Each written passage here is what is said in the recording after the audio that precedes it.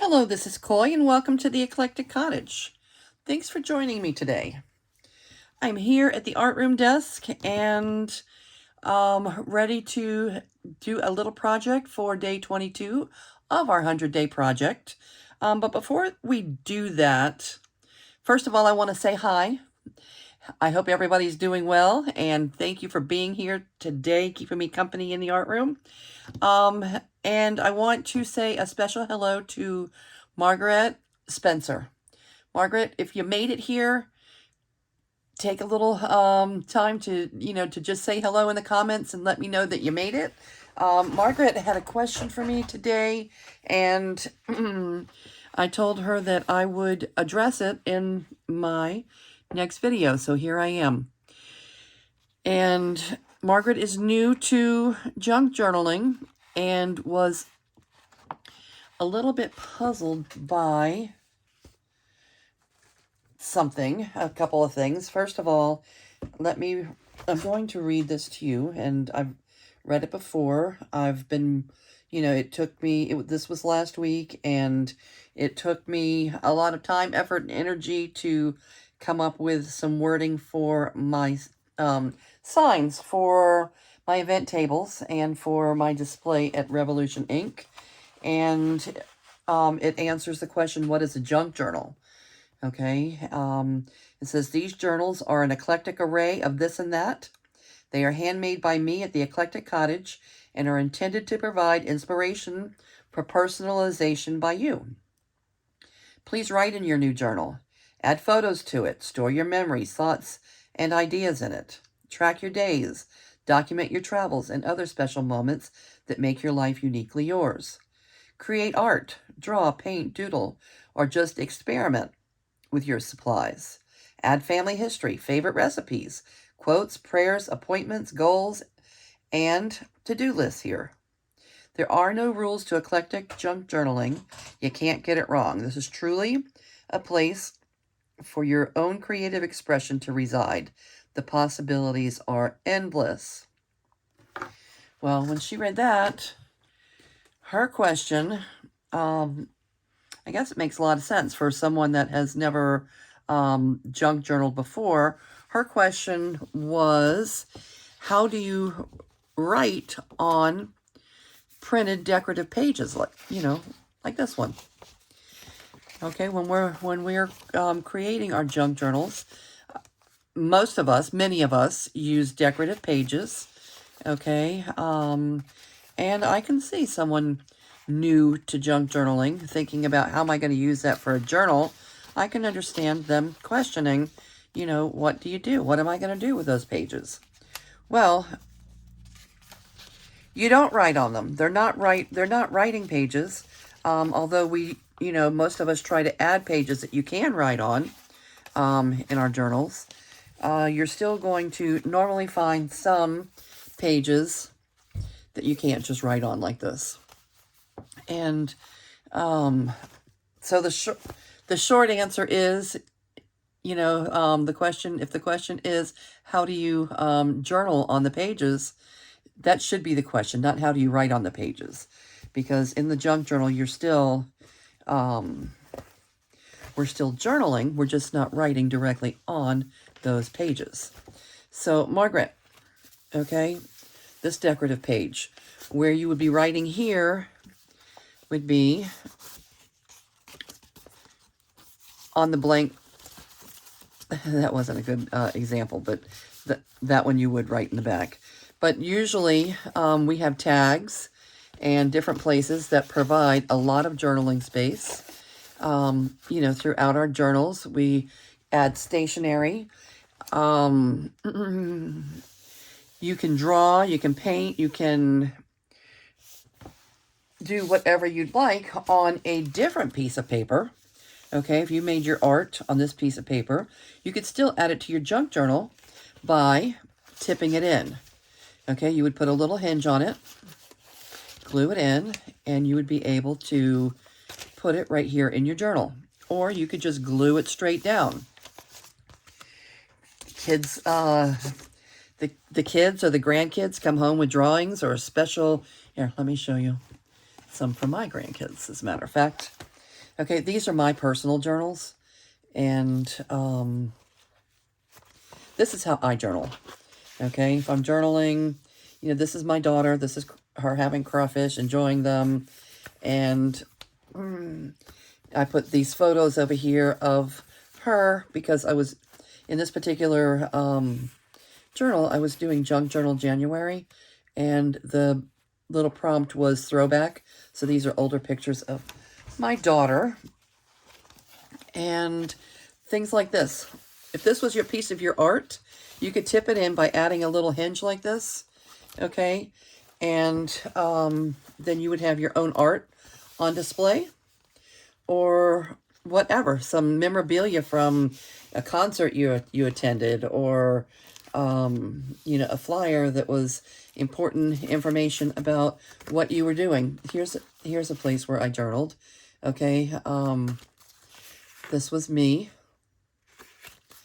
I added that little Louisiana there because my theme at this was January, so Mardi Gras was coming, and I was working with a lot of Mardi Gras colors. This says, I'm literally surrounded by things that are colored purple, gold, and green. I'm working on a Mardi Gras journal, so using what's close at hand in my own journal only makes sense. Junk Journal January prompt number 7 is Stitch, so that's what I worked on today. The green flower cluster and green stitching down the side of this page. All right, so here's the stitching. That was the prompt for the day. And that was me just journaling a little bit about it. Okay, this was a separate piece that I made. Okay, it's not really a journaling spot. You can, obviously, you know, journal here.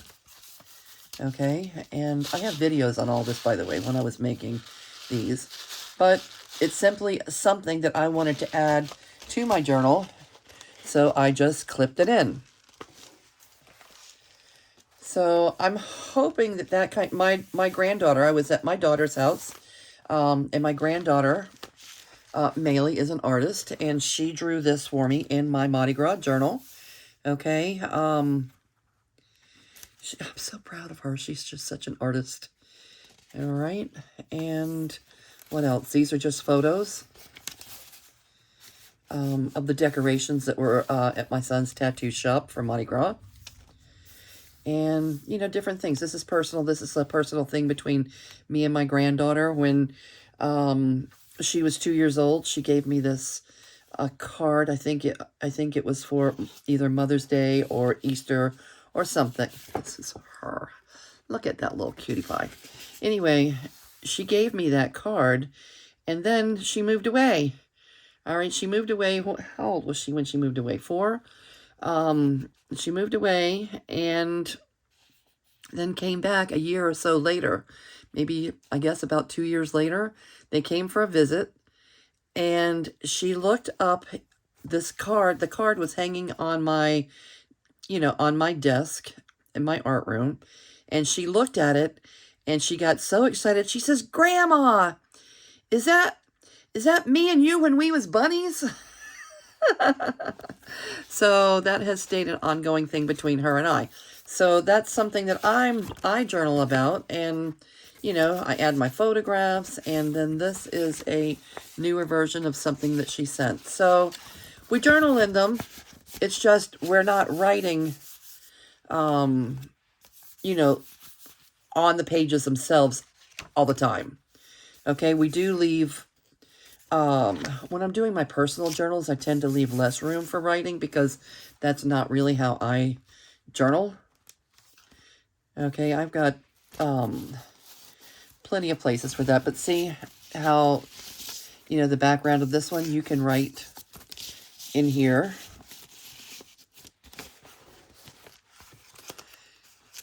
But it's more of a place to store your, you know, your thoughts, your ideas, your travel, you know, your traveling, your, you know, the different things. This is a journal. The Mardi Gras journal is complete. Flipping through it is video 129 in the Eclectic Cottage. Some journals are harder to part with than others. Okay, it sold the minute it hit the table. Anyway, that hopefully answers your question, Margaret, about the the printed pages. Okay? So everybody journals different. In here, in this journal, you know, you can journal directly on these pages. Or you can journal on a piece of stationery and just stash it in this belly band. Hold on to it forever and ever. Cards, journaling tags, lots of places to journal. Little spot here, all of this writing room there. All of this, that can be journaled on.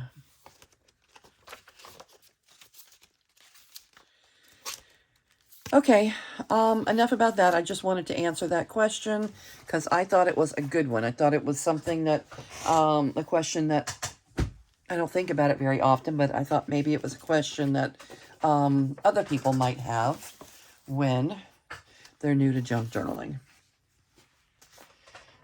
All right, and now, where is our little, in our last video, we made some journaling spots. Some very easy pocket stuff. We call them pocket stuffers. Things to stuff the pockets with. Now, don't laugh, but if you did watch the last video, you know that I'm going out of town and I also lost my ink dauber. Okay, I can't find it. I mean, I have turned things upside down at this point. Searching high and low for it. So maybe the ink dauber thief really did come in and snatch it in the middle of the night and leave with it, because I don't know how else to explain it. It is gone.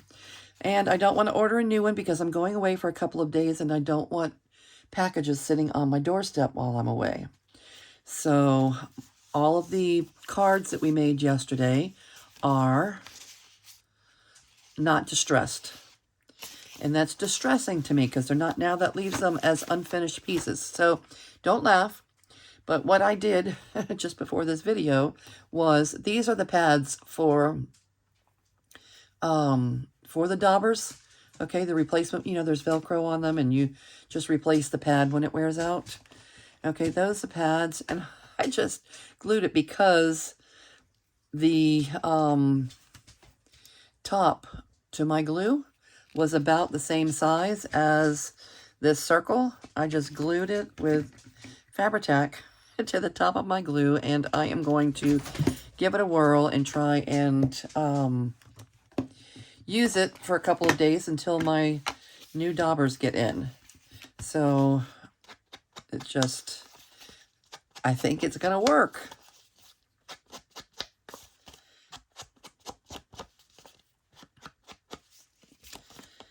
Necessity, the mother of invention.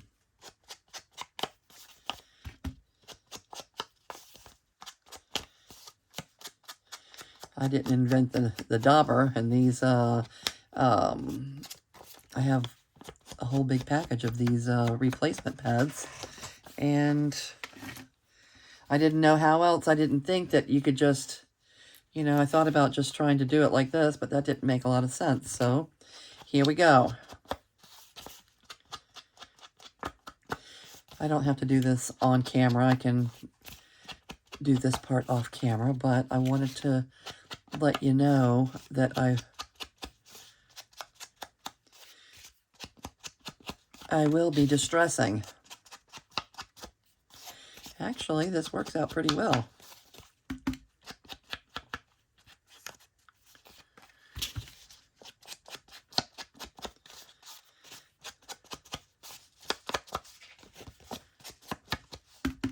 I'm not an over distressor. I just lightly distress because it takes away the, I don't know, it takes away the wonkiness. I don't, you know, necessarily use precision cutting. I use my scissors most of the time.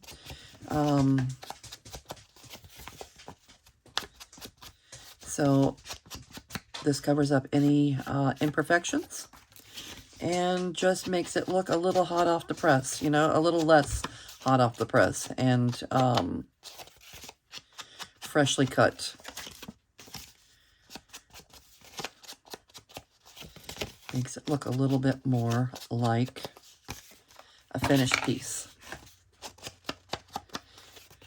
Okay, I think that'll do it for that, and I can do the rest off camera. Let me just finish this one.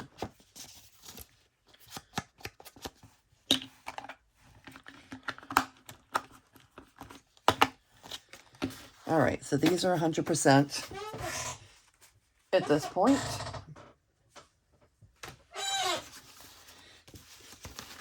And let me put those over out of our way. These are some big page flips. Let me see if we need, oh yeah, we need to back those.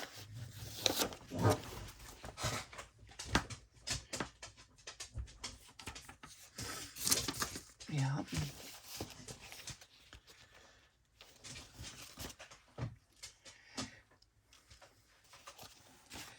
All right, and then I have glued down some more. The glue, I guess it's about dry now. And where is my scissor? These are just some very simple pre-made tags. Just going to cut those out, and I am preparing my substrates for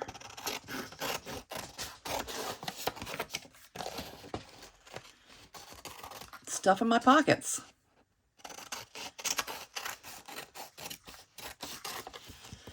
So let me know what's going on in your own desk. What kind of crafty things are you working on? I appreciate when you all stop by and check out what's going on here at the Eclectic Cottage on my desk. You're not really going to find a lot of step-by-step, well thought out, let me train you how to junk journal kind of classes here. It's more like just come on in, pour yourself a cup of coffee or a cup of tea, and let's just craft a little bit together. So it's more like a craft with me.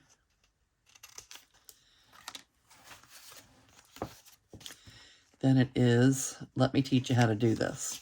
I hope that you do find something that you like here and that you are inspired to work in your own journals, or if you've never created one before, maybe you'll try it for the first time. Let me know. Let me know if you're a junk journaler, if you've delved into the junk journaling world, or if you're just a spectator at this point, and there is nothing wrong with that. Everybody starts somewhere.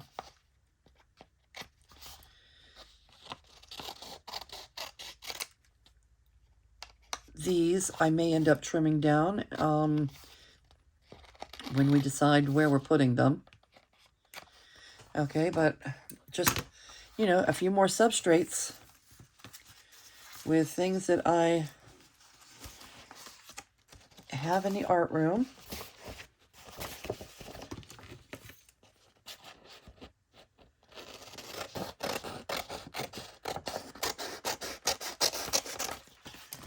Some of these papers are a little bit fall-like. I ran across, when I was searching for my ink dauber, I did run across some forgotten friends that have been, you know, already printed and already sitting over there waiting to be recognized or to be used. So I threw them over here on my desk and put a backer, glued them down, put a backer on them. And we may not use some of these until fall, but you never know. You never know.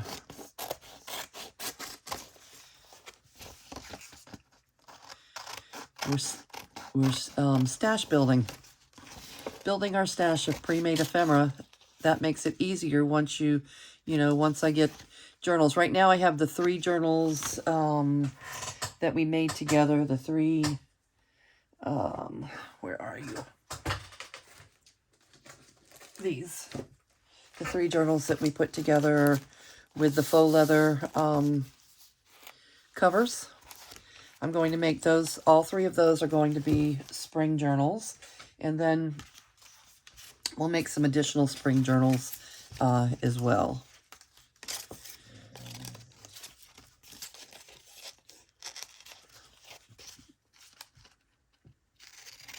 Spring, I say spring, our, I keep finding myself moving to the left because of the camera being at my elbow, my right elbow. Keep moving left.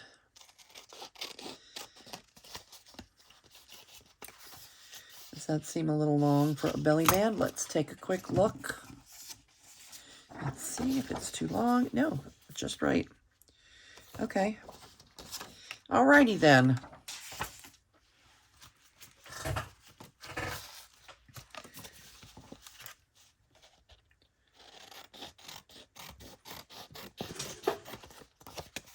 The theme at the shop for now is nature vibes. So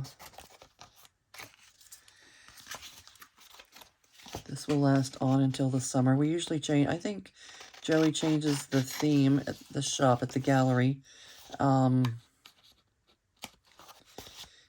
4 times, seasonally, about 4 times a year. We do a Cajun theme, you know, Louisiana theme, and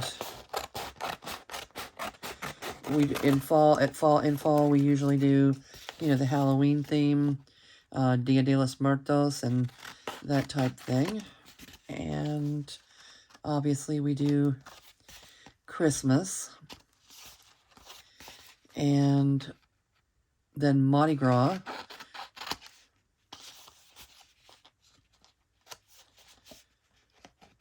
Yeah. Yep.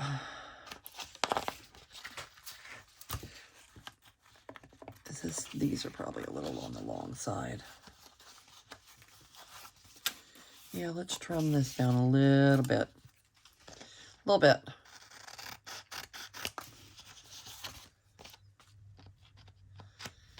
People love owls. Anytime I have, you know, something with an owl on it, it draws people's attention. So, even though these owls remind me a little bit of fall, I'm going to use them in my spring or Earth Vibe journals.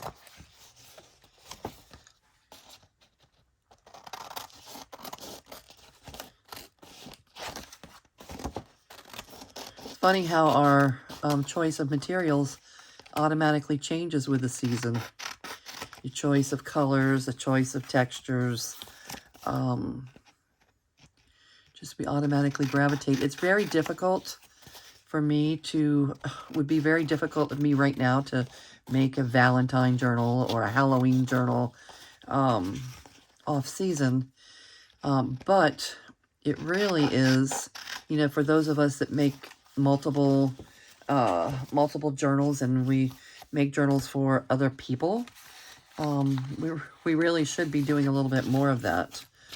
I did last year in July, I did Christmas in July, made my own personal Christmas in July junk journal, and I will probably do Christmas in July again this year, only because it makes sense, because Christmas comes, once July gets here, you know, and then you have August, September, and then when Halloween rolls around,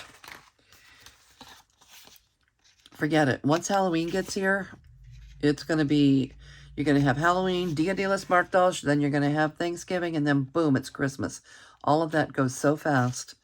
To get some holidays, to get some Christmas things done ahead of time, just makes sense. I see some people like Donna at Twisted Paper Studios. Some people are, I see Gail Augustinelli. Some people working on Christmas year-round. And that makes sense if you have time. It's hard. It's hard to make time for everything. Yep. Just one person. I can only do what I can do. And right now, I'm working on spring. And my spring, I'm not going to do a whole lot of Easter. I may do a few tags or a few, things to stuff pockets with for Easter. But I'm not going to make a whole lot of Easter journals because that's coming here real soon.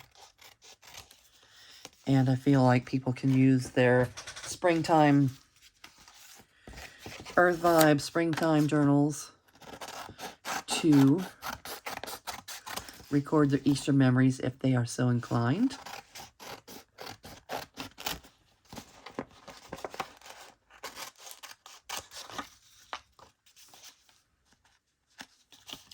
You know who does a lot of Easter, really beautiful Easter, is Rachel at Roxy Creations. She's got new digital kits full of Easter bunnies and such. Hey, Cheech. What are you doing, Chi-Chi? Chi-Chi's getting a little prancy. All right, I don't think we have to cut all these out. Let's see if we can decorate something.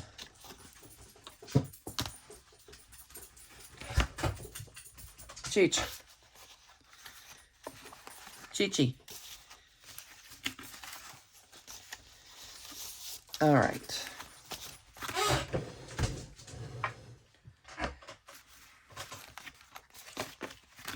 I will do these later. Different day and time. I'm ending up with a whole bunch of little scraps like this of manila paper. Scraps are starting to take over. I have to figure out something to do with those because I feel like tossing them, but I won't.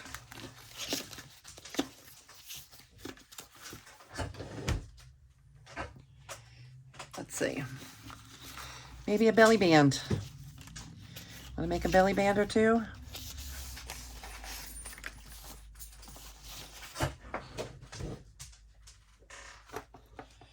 And let's see if we can find some ephemera.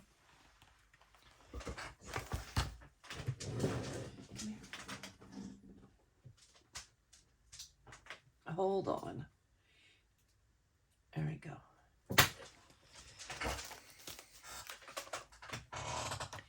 Get those out of the way, and let's see if we can find something in here to decorate with.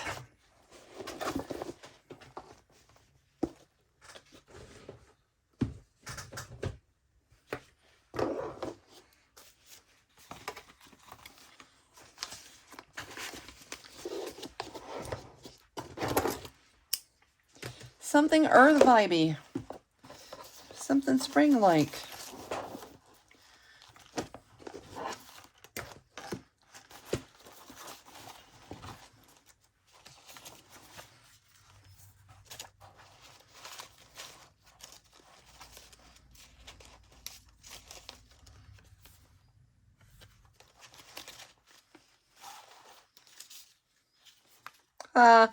How cute is he? I remember using him last year.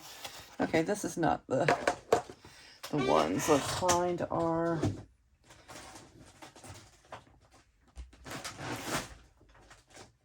spring fussy cuts we've been working on this week.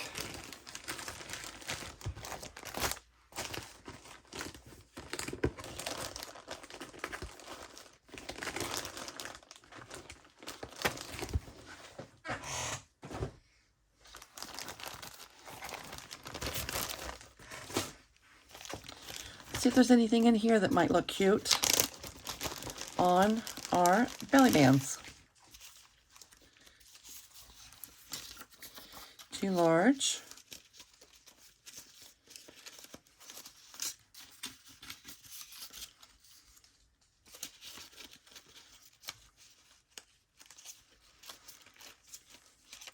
That is a very large print back there for such a narrow tag, so that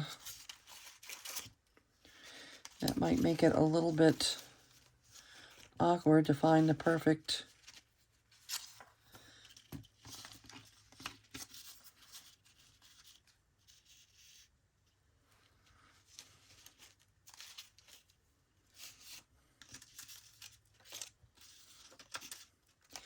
yeah, how about we just use those?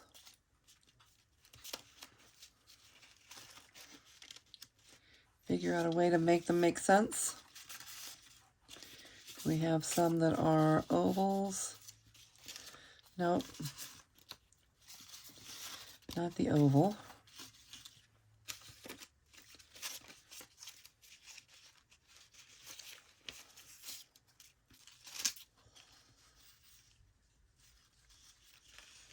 Circles are cute. All right. Let's figure out a way to make those make sense. Clashy, clashy. I'm okay with clashy. I don't do matchy-matchy too well. All right, so here are our bands. This one will be easier than this one because of that large print on the paper.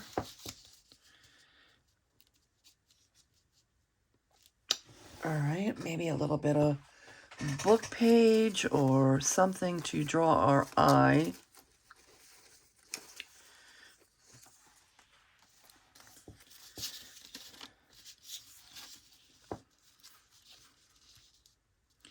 Something to separate this from that.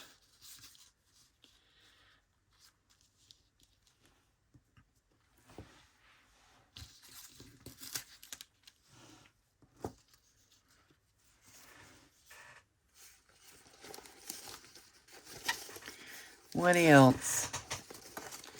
I'm over here in my scrap bin looking for a scrap that would help to make sense of what we're doing here.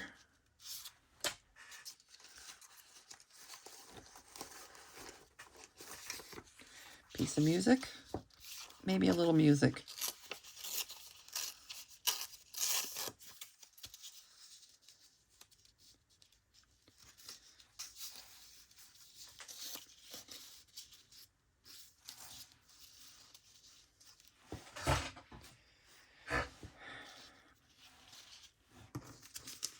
Okay.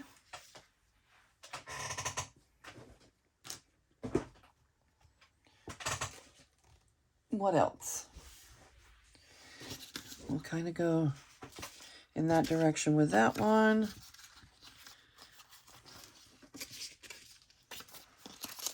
Or would circle be better?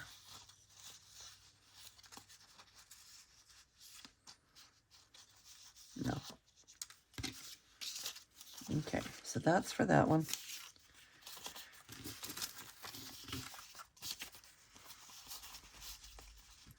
And we're going to do this on this one. But I want to back this, make it a little bit more sturdy so it can stand up on its own. Put these back in our bag.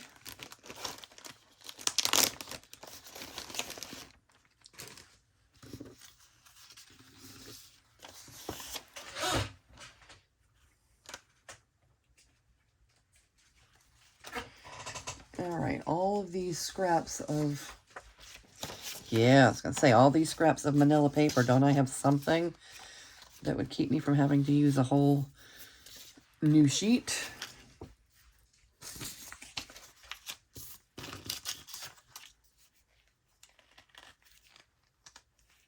Oh, no, not that one. That's my ink topper glue.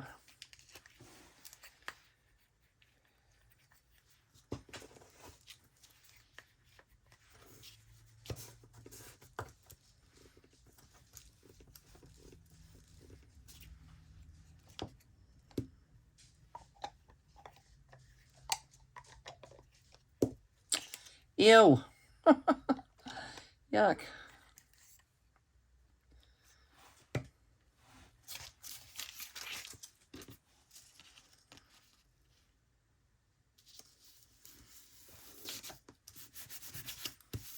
right, and we are going to trim this while the glue is still wet, even though I do not highly recommend that at all.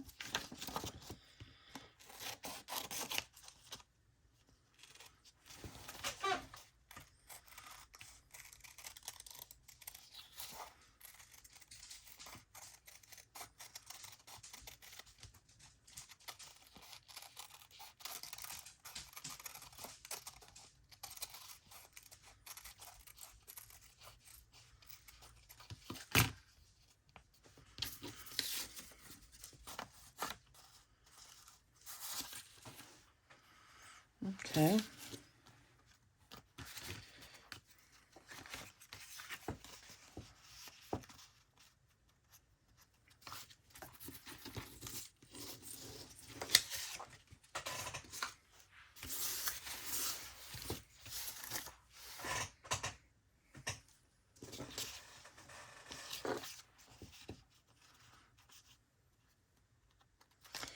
Okay, a little distressing.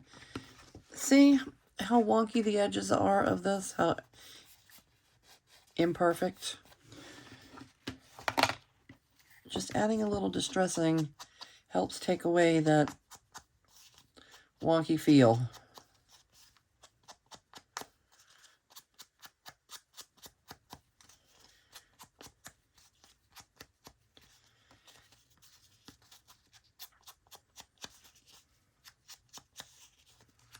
I don't really need to do the back because we're gluing this thing down. All right. And we want it to be like that, probably near center. I don't want to put glue in the space that doesn't need glue. So I'm making a little line there for reference. Ew.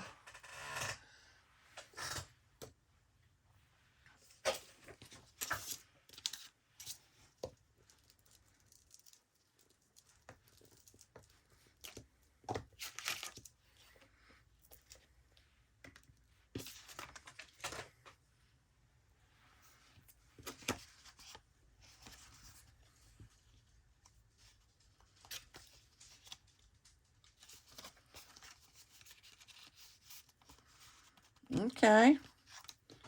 Now we're talking. Do we need a little distraction here as well?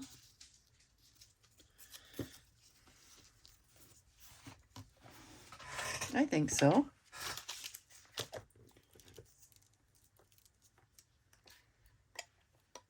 I'm gonna need a new glue stick in a minute here.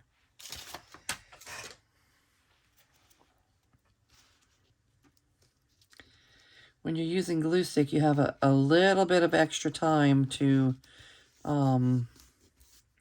reposition things, a little more time than you do with some other glues that we like to use, like Art Glitter Glue. All right. I happen to like it.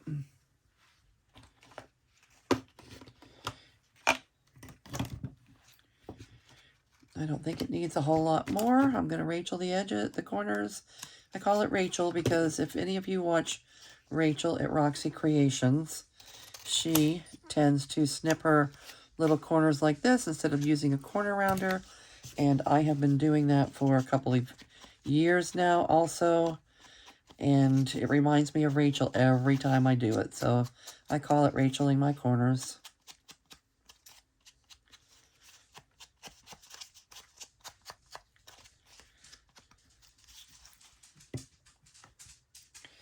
All right, one down. I like it. Complete. You complete. And this guy right here. Okay, this was going to go at the bottom. This was going to go at the top. Hi, Gigi.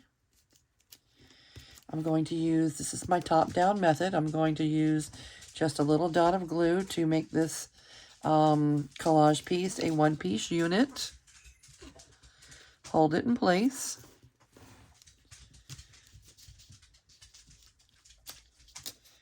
Like this. Hi, Gigi. No, no, no, no. We're not done yet. No, we're not done.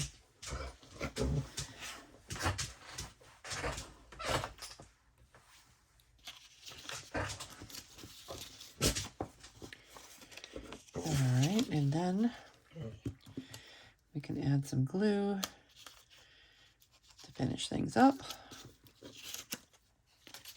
In all the little places where we still need glue.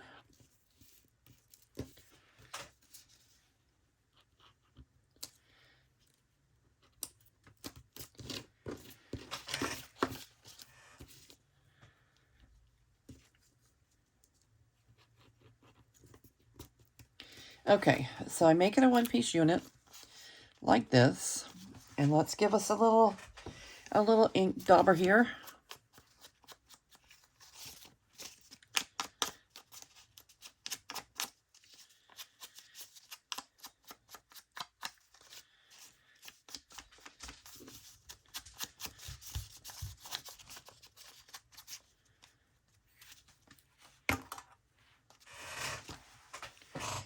And some glue stick.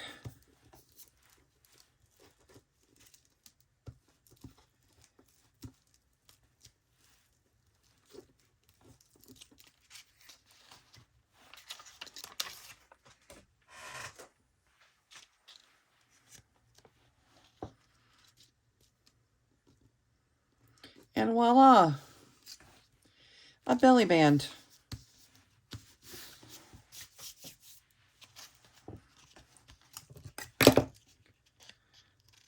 Trim things up.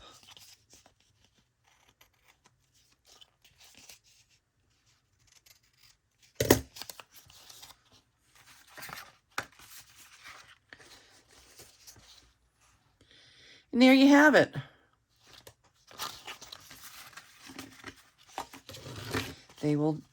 They'll look great, and then we'll just put them in a journal and tuck a little something underneath, and they'll be great. All right, that's our little easy project for tonight. Let's make some belly bands. Let's make some belly bands. All right, I thank all of you for joining me here in the art room. I am going to say goodnight for now, and wish you a crafty project at your own desk when you're ready, and hope you come back and visit with us often. Everybody, good night.